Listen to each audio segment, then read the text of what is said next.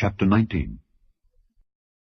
When the Lord thy God hath cut off the nations whose land the Lord thy God giveth thee, and thou succeedest them, and dwellest in their cities and in their houses, thou shalt separate 3 cities for thee in the midst of thy land, which the Lord thy God giveth thee to possess it. Thou shalt prepare thee a way, and divide the coasts of thy land, which the Lord thy God giveth thee to inherit, into 3 parts, that every slayer may flee thither.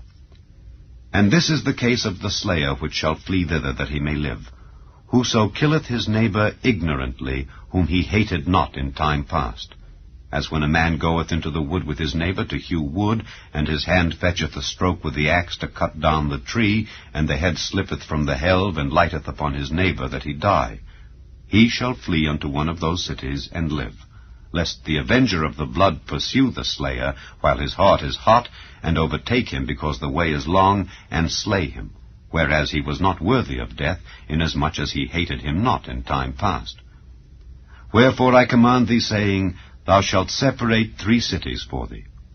And if the Lord thy God enlarge thy coast, as he hath sworn unto thy fathers, and give thee all the land which he promised to give unto thy fathers, if thou shalt keep all these commandments to do them, which I command thee this day, to love the Lord thy God, and to walk ever in his ways, then shalt thou add 3 cities more for thee, beside these 3, that innocent blood be not shed in thy land, which the Lord thy God giveth thee for an inheritance, and so blood be upon thee.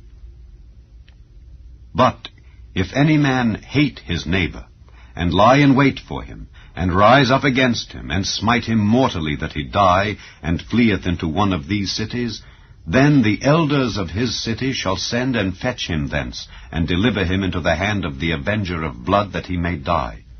Thine eye shall not pity him, but thou shalt put away the guilt of innocent blood from Israel, that it may go well with thee. Thou shalt not remove thy neighbour's landmark, which they of old time have set in thine inheritance, which thou shalt inherit in the land that the Lord thy God giveth thee to possess it. 1 witness shall not rise up against a man for any iniquity or for any sin, in any sin that he sinneth. At the mouth of 2 witnesses, or at the mouth of 3 witnesses, shall the matter be established.